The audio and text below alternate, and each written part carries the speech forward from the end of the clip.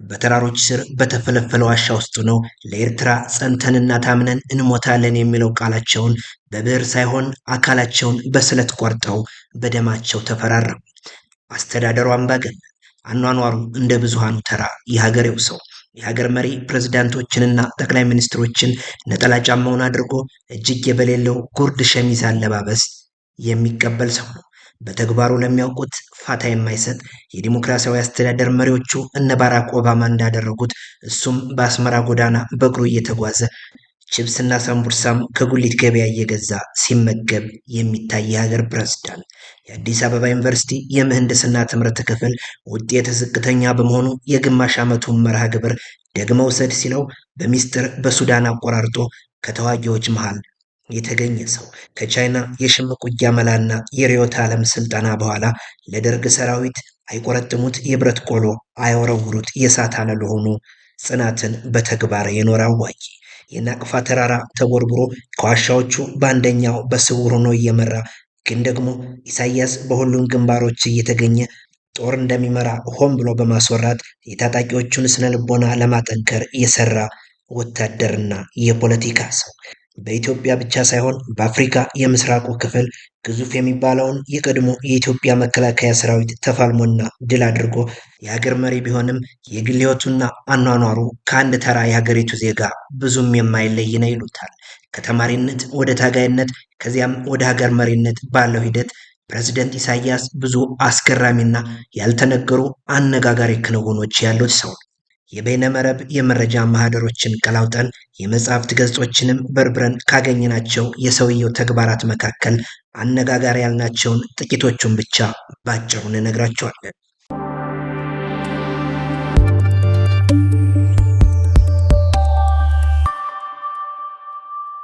ፕሬዝደንት ኢሳያስ ስንኖር ኢትዮጵያዊ የተባለው የማታለያ ነጠላ ዜማ በኢትዮጵያ በሚዘመርበት የጫጉላ ጊዜ አዲስ አበባ ተገኙ። ቴዲ አፍሮ ወጥተህ ካልዘፈንክ ተብሎ በመድረክ መሪዎች 15 ጊዜ ተወትቶ ፊዮሬናይን ባቀነቀነበት መድረክ ኢሳያስ የለበሱት ሱፍና ከራባት ካረፉበት ሲወጡ ለብሰውት የመጡት አልነበር። ኢሳያስ ወደ መድረኩ ለመምጣት የለበሱትን የተለመደች ሰደርያ ሸሚዝና ነጠላ ጫማ የተመለከቱት አብይ አህመድ ይሄ ነገር መልክቱ ጥሩ አይደለም ብለው በሳቅ በተለሳለሰ አነጋገር አግባብተው አስቀይሯቸው ነው።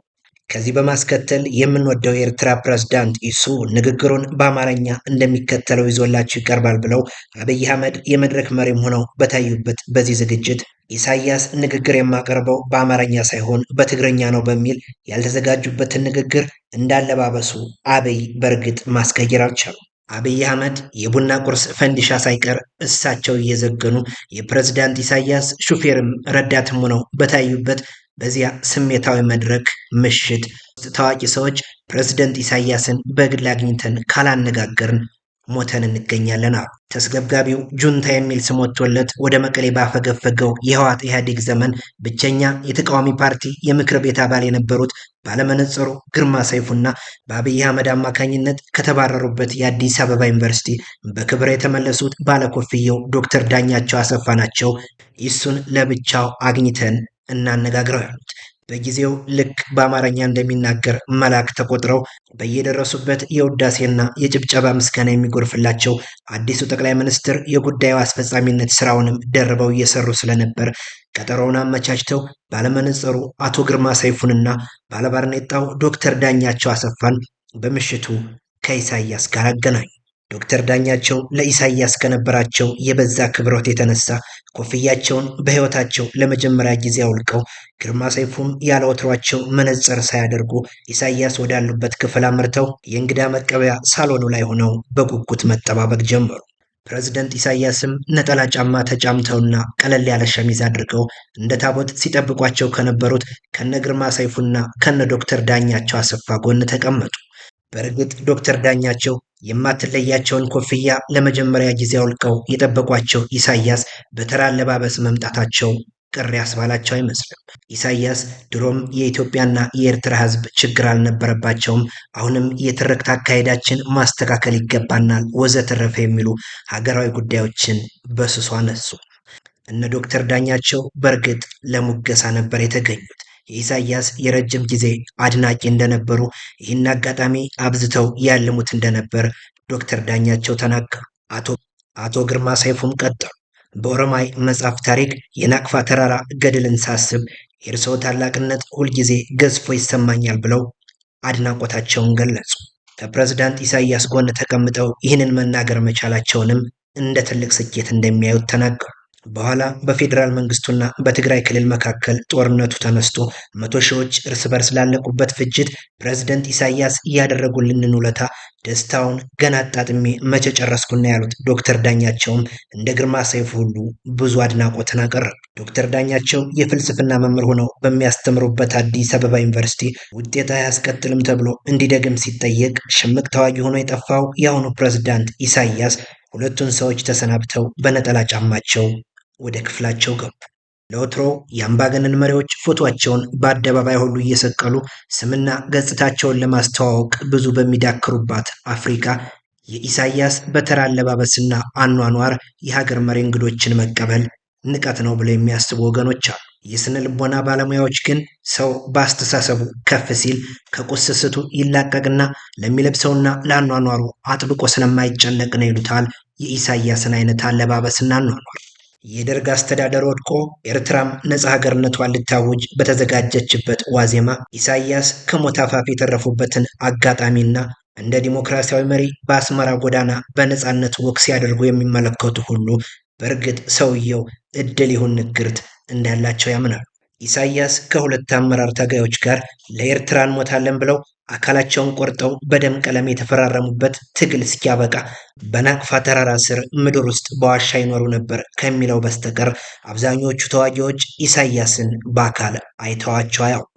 በ10 ሺዎች የሚቆጠሩ የቀድሞ የኢትዮጵያ መከላከያ ሰራዊት አባላት ታንኩንም አየር ኃይሉንም ይዘው የጦር እሳት ያዘንቡበት በነበረው የናቅፋ ተራራ የተፈለፈሉ የሕክምና ጣቢያዎችን፣ ማሰልጠኛ ትምህርት ቤቶችን፣ ከአንዱ ክፍል ዋሻ ወደ ሌላኛው መጠለያ ዋሻ የሚወስዱ መንገዶችን ያስገነቡት ኢሳያስ በእርግጥ ከድል በኋላ እንደ ሌሎቹ የአፍሪካ አምባገነኖች ስለገድላቸው አብዝተው አያስወሩ። በአውሮፓውያኑ 1980ዎቹ መጨረሻ ከዚያ ሁሉ የቀድሞ የኢትዮጵያ መከላከያ ጦር ድብደባ በናቅፋ ተራራ ስር ተደራራቢ ዋሻዎች ተደብቆ የቆየው የእነ ኢሳያስ ጦር ከዋሻው ወጥቶ በመቶዎች የሚቆጠሩ ታንኮችንና ከባድ መሳሪያዎችን ማርኮ በሺዎች የሚቆጠሩ እስረኞችን ማስለቀቁ እርግጥ ለደርግ ከፍተኛ የጦር መኮንኖች ከሚያስቡበት በላይ እንደነበር በታሪክ ተጽፏል። ከዚህ ድል በኋላ ነው የቀድሞ የኢትዮጵያ መከላከያ ሰራዊት ጦር ወይም ደርግ በኤርትራ የነበረው ቁጥጥሩ ክፉኛ እንደተዳከመ የሚነገረው። የእነዚህ ሁሉ ውጊያዎች ድል አድራጊና ገድል ባለቤት ፕሬዝዳንት ኢሳያስ ዓላማቸው በእርግጥ ምን ነበር? የግል ስልጣንና ዝና፣ የቅንጦት ኑሮ ፍለጋ፣ ዲሞክራሲ ማስፈንንና ፍትሐዊ አስተዳደርን መዘርጋት፣ ወይንስ ዘላለማዊ አምባገነናዊ አስተዳደርን በአስመራ ተክሎ ሀገሪቱን ድሃ ማድረግ? ይሄ በእርግጥ ግራ አጋቢ ነው። ለግል ዝናና ስም ታገሉ እንዳይሉ ፕሬዝዳንት ኢሳያስ ስለቀደመ ተግባራቸው እንደ ሌሎቹ የአፍሪካ አምባገነኖች አብዝተው አያስወሩ። ኑሯቸውም እንደ ሀገሬው መደበኛና ተራ ዜጋ ያለ ነው። ዲሞክራሲንና ፍትህን ሊያሰፍኑ ታገሉ እንዳይባል ለድፍን 33 ዓመታት ተፎካካሪ ፓርቲዎች እንዳይኖሩ አድርገው ኤርትራን ቆልፈውባታል። ትምህርት፣ ጤናና የስራ ዕድልን ለመሳሰሉ የልማት ስራዎች ታገሉ እንዳይባል አንድ ለእናቱ ዩኒቨርሲቲን እንደያዙ ነው እስካሁን የቀጠሉት። ስራ አጥተው ሲሰደዱ የባህር ሲሳይ የሚሆኑ ወጣቶች የሚታወቁባት ሀገር ነው የመሰረቱት። ፕሬዝደንት ኢሳያስ ኤርትራን የገነጠሏት በእርግጥ ገንጥለው ምን ሊያደርጓት ነው? ግራ አጋቢ ፕሬዝዳንት።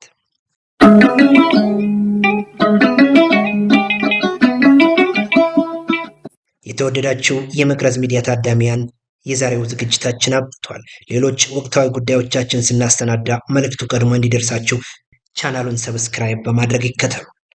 ጤና ይስጥልን።